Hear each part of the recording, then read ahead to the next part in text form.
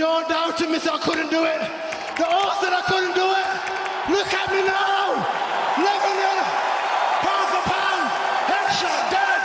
That's it. Mixed martial arts, not the most common sport to see in UK news. I can guess who's probably come to mind though. Conor McGregor. They're all dressed like me, they're all trying to talk like me, they're all trying to be me. Everyone in the game wants this fight. To put it simply, it's actually ancient. After all, it's just hand-to-hand combat. Greek pancration began centuries ago and allowed multiple forms of striking and grappling, much like MMA now. Another example is China's Kung Fu, which mixed striking, grappling and throwing techniques. The point I'm trying to make is that it's actually quite simple. Just beat up the other person without poking their eye out or kicking them in the ouch. From the early Homo sapiens who needed to fight to survive, and the people who now fight in the world's biggest arenas in front of thousands, martial arts can break someone or make someone, and that's where Leon Edwards comes into this story.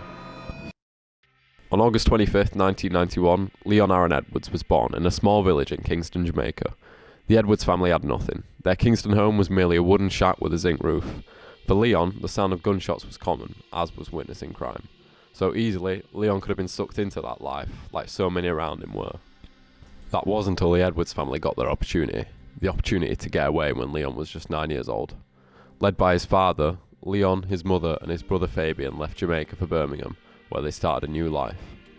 The family then made their way over to the UK, uncertain for what was ahead, but hopeful. This new start, however, didn't look to be perfect. Birmingham at the turn of the millennium, an ever-rising crime rate, much like Jamaica, and gangs. Coming down to the traffic lights now at Marple Road. Traffic lights are red. Pure naked hooliganism running on into outright violence and theft.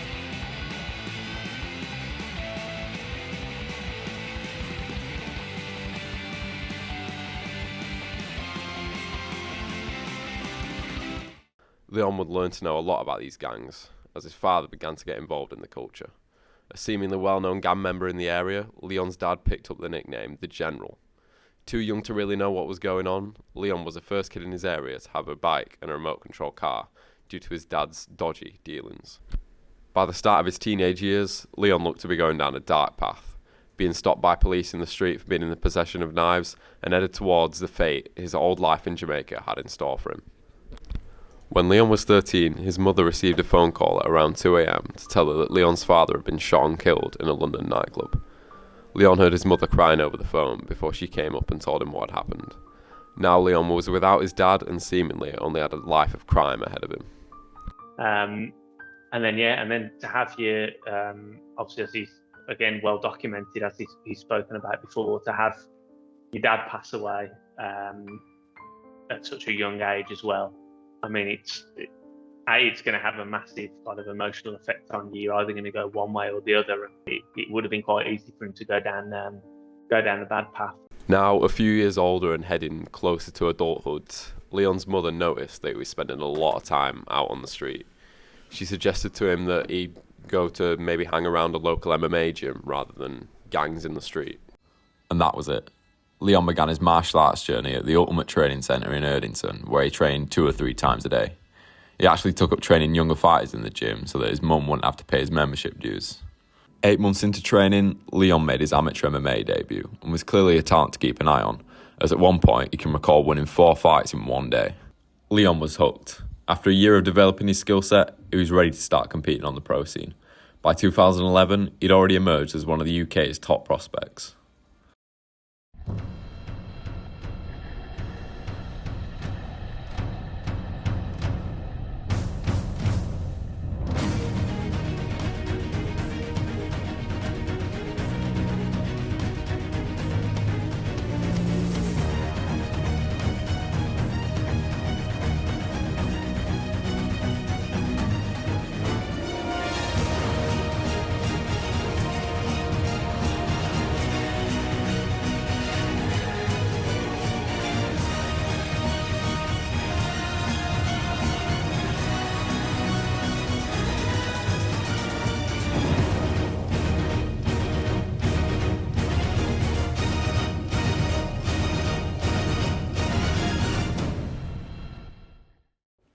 With a record of 8-1, it was no surprise when the world's biggest MMA promotion, the UFC, came knocking for Leon.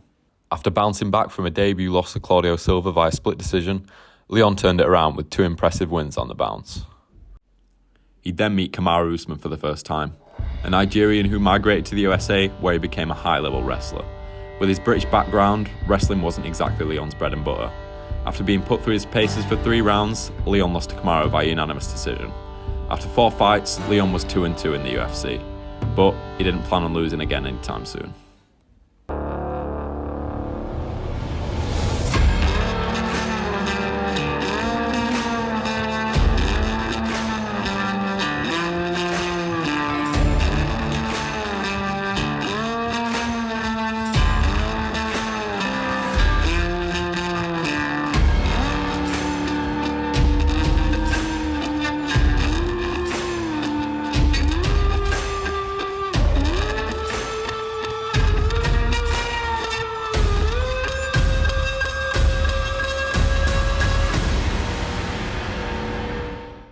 And there it was. Leon found his rhythm and went on a lengthy winning streak, taking out names such as Donald Cerrone, Vicente Luque and Brian Barberena. Now an established name in UK MMA, the UFC booked Leon Edwards vs Gunnar Nelson at the O2 Arena in London, taking the co-main event slot behind another welterweight showdown. Scouser Darren Till took on Jorge Masvidal. Despite not being booked to fight each other, Leon and Darren found themselves in heated debates in the press conference for the event, both desperate to be the UK's #1 fighter. Would it be attractive to you to have Leon up next? Yeah, of course it would. So if I beat Masvidal, then I beat Leon, and then I get my rematch. So, you know, if he wins on the 16th, yeah, he can get the beating he wants so much. Don't get away from shut up. You don't want to fight. For some reason, it's the same as boxing. The English don't want to fight the English. Leon, do you think I'm scared of you? I don't give a f*** scared of that. Do I care? Oh, you're more scared because you're saying I don't want to fight you. You don't want to fight though? Oh. If a man's calling me out, for like what, about a year now, I'm fighting him. Mate, I got Masvidal here to worry about. I'm not worrying about you, mate. You need to worry about Gunnar because he's going to tap you out. You're tapping me out. You're tapping me out. We'll see. For life, mate. You'll get your beating this year. Don't worry. When fight night came around, Leon walked out to a hostile O2 crowd. The fans were clearly largely in support of Till and booed their own fighter as he came out. Division. And this isn't the reception that I was thinking that he was going to get, Paul.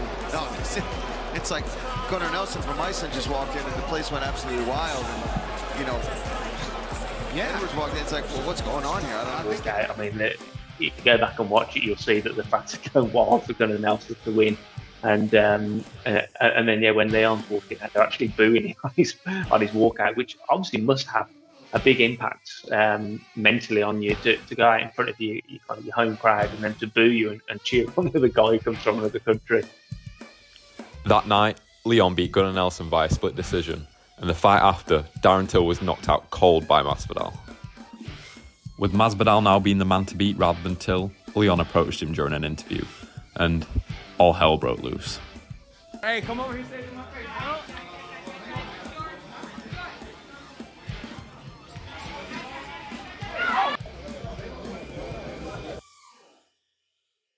What was supposed to be a star-making performance on home soil turned into something much worse. Being cut by Masvidal was only the start of Leon's problems, though. A solid win against Rafael dos Anjos was all to report for the rest of 2019. But then a heaven-sent opportunity came to Leon. A fight against former welterweight champion Tyrone Woodley at the O2, a headliner, but more importantly, a chance to win the UK fans back over. But then to get that main event slot, which in front of his home fans, and then that's kind of a chance then against the former champion to kind of show the UK fans what he's all about, what he can do. A win here was certain to earn him a title shot. There was just one problem with this event though. The fight was booked for March 21st, 2020. I'll let you figure out what the issue was. With the world shutting down instantly like that, Leon certainly wouldn't be fighting for a title anytime soon. Throughout the pandemic, Leon had tried to book big fights, but none of them ended up happening. As the world began to open back up again in March 2021, Leon had himself a main event booked against Belal Muhammad. It was no Tyrone Woodley, but a win here would still have given Leon a shout for a title fight. Yes, Leon Rocky Edwards! Tonight, unable to do so. He's been in Las Vegas. Oh, head kick. Wow, those wobbly legs. And now he's going in. Oh my goodness, big left hooks. He's blocking now. He defended those shots, but that head kick wobbled him big. A lot of people down. Stiff 1-2 for Leon. Connected with the left hand there very, very nicely. Round 1 went well for Leon, landing a beautiful high kick on Muhammad which wobbled him and stuffing all the takedown attempts. Early into round 2 though, he'd catch Muhammad with a brutal eye poke. Against the sport's best. Stop! Another poke. Oh, it was a poke in the eye. Yeah. It wasn't a low blow as he landed the body kick. Oh, wait. Hold on, wait. Oh, good. Huh? Stop. Stop. Herb Dean officially waves it off. Talking just for now, over there. There's no faking that. You can see the pain and the agony. Yes. Listen, let me tell you, you know, I mean, come on. The pain is like nothing else. This is the most unfortunate thing for two guys. Oh, my goodness. It was absolute heartbreak. While the eye poke was accidental, the damage couldn't be undone, and the bout went down to no contest. Leon was no closer to the title than he was before the matchup, and his big moment was ruined again. I'd rather a loss than that, you know. I'm just heartbroken. I don't know what to say. This shit, yeah, man. It was like doing anywhere. No, shit, man. No. And then that was just his time to get back in the cage, do what he loves to do what he does best, and then for that to happen again, I think it was just as we saw from his reaction, just all of those emotions coming out, and he was probably, I mean, obviously I don't want to speak for him or put words in his mouth, but he's probably thinking, like, am I ever going to catch a break? It was true, he couldn't catch a break, but what else was there to do other than trudge on and show why he belonged at the top? And that's exactly what he did. Leon Edwards versus Nate Diaz was booked for the 13th of June at UFC 263. One of the biggest names in the sport, one of the baddest in the sport. You hear the name Nate Diaz, you think pure violence, and Leon was fighting him. He mentioned that he needed to motherfucking vegetables. Nate's cardio was second to none, with solid striking and grappling on his day. It was all or nothing for Edwards. Leon Edwards will try to mute the masses here as the road favorite tonight. Leon got to work quickly, chopping at the legs of Diaz, landing in the pocket, and making very few mistakes on the feet. He finally had the chance to display the world-class striking he knew he had. All three judges had him winning all 4 rounds going into the 5th. He was having fun in there. Maybe too much fun. And just, he's got the tank, you know what I mean? That's what they do for fun. So when you do that for fun, as well as jiu-jitsu and boxing. He heard it! He heard it! He heard it again! 1 minute! You gotta be kidding me! Oh my goodness! He's got him hurt! Leon's in real trouble! Diaz has Leon Edwards on the ropes, 42 seconds to go! Fair! Wow! Whoa! What a fight! Crazy! Wow! Tremendous! The sounding of the bell should have been the moment everyone turned around and went, wow, put some respect on Leon's name. But after a flawless performance, he got rocked in the final minute, and the internet weren't going to let that slide.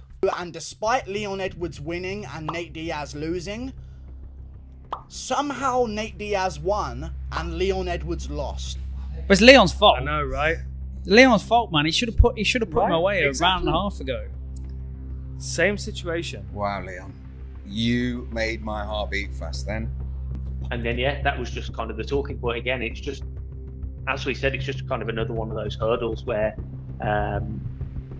people were talking about the other guy rather than talking about what Leon did and what Leon can do and Leon's skill set. If he doesn't want to wait for the winner of Wonderboy versus Burns, or if he doesn't want to risk trying to get a title shot, because I think they're probably going to go with Covington Usman now, seeing as Leon Edwards didn't do the best against Nate Diaz. 9 months passed and there's nothing else to report on Leon's career. The champion of his division is looking for his next challenger though. That champion being Kamaru Usman, the man who handed Leon his second UFC loss all those years ago. By this point, Kamaru's an absolute monster, and 1 win away from tying Anderson Silva's 16-fight UFC win streak record. It's not just Kamaru's wrestling you have to think about now, he certainly has power in those hands. It's something different. It's different when you're in the gym with me. But when you get in here, it's different ball game. I'm a whole nother savage. From start to finish, I'm a whole nother savage. Any one of these fools can get it. Any one of them. Step in here and see me. And of all the superlatives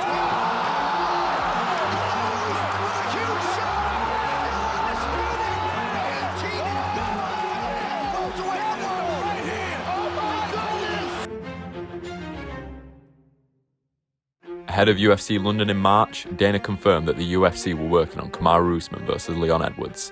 Leon had finally been recognised and was getting his shot at the title. How much bad luck has that kid been through? You know what I mean? He's been through it all. You know, you can't take anything away from this kid. He absolutely deserves the next title shot. And yes, I'm wishing for nothing but good luck for Edwards this year. And he's got the fight. The date was set, August 20th, UFC 278, Salt Lake City, Utah. This had been the goal all along. Everything led to this. Become a champion, cement yourself in history. If Leon did his homework, you guys are in for a treat Saturday night. But if he didn't, there's a healthy reminder on my neck to show him how I get down. No touch. First matchup in UFC history of fighters with an unbeaten streak of 10 or more fights. Kamaru Usman had hand surgery several months ago, was hoping to headline International Fight Week in July. Doctor said he needed more time. Salt Lake City's gain for the UFC 278 headliner here tonight.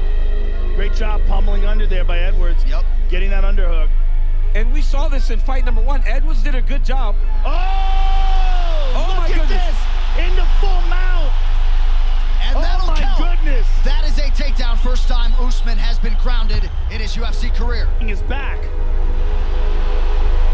Leon has outstanding back control. And he's got to the body triangle. Got the body triangle. The lone loss in Kamaru Usman's career is by rear naked choke in his second fight. What a start for the underdog challenger. Huge first round for the challenger. Huge. It could not have gone any better. It was a great first round for Edwards, doing things we'd never seen done to Usman before, scoring a takedown and over a minute of back control. Something changed from the second round though. A common theme in previous fights had been fighters tiring out weirdly fast. The fight was in Utah, 6,100 feet above sea level, meaning fighters were exhausted very quickly. This wouldn't affect Usman though, as he'd been training at this sort of elevation for his last few fights. It was just Leon who'd be affected by the sudden feeling of exhaustion. 10 minutes down. In all likelihood, 1-1 as we hit this third round of a possible 5. The Leon Edwards burnout continued into round 3, with him only looking more tired and dejected, and Usman only looking better. And he gets him again, easy this time. But then that happens, right? Usman comes back, returns, puts him back down. So even if Edwards gets back up, he got taken down and Usman landed shots on him. Usman mixing the martial arts beautifully here, midway through round 3. Dominant third round for the champ, Kamaru Usman. Round 3 and 4 were going just as round 2 did, Usman out-wrestling and pressing to discourage Leon Edwards. Surely it couldn't go like this. The moment all of his troubles had led to, his opportunity. Listen, stop feeling sorry for yourself. Well, come on then. What's wrong with you? You're too down. You got to pull the out of the fire. Come on, Leon, man. You got it, man. Come on. You got this. Sharpshooter on the rest of the way. Come on, Leon. Come on, let's go. You had him, man. Can you do it again? Okay? Come on, on him.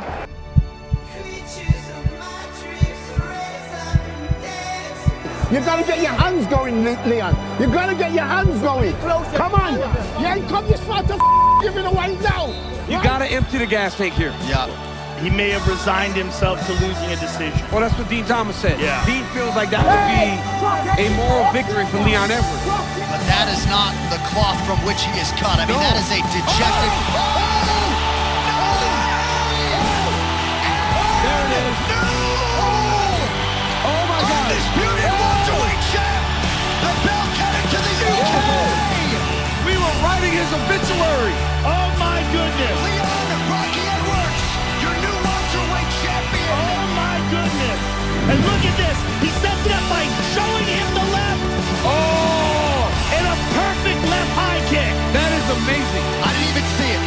Oh my goodness. Oh my goodness. He's saying to Herb Dean, no way, no way. Yes, oh my goodness. Look how he shows him the left to hide it. Well, he's done this before. Oh my goodness. This is a great combination of Edwards. Oh my goodness. Wow. That is what we were saying coming into this fight. That Leon Edwards has such a full set of skills. but we did not think that was going to happen in the 5th round like that. And that is the reaction back at his gym in Birmingham, England. Leon Edwards has done it. Leon Edwards just shook the world. To make it official, here's Bruce Buffer. Ladies and gentlemen, referee Herb Dean has called stop to this contest at 4 minutes, 4 seconds of round number 5, declaring the winner by knockout and new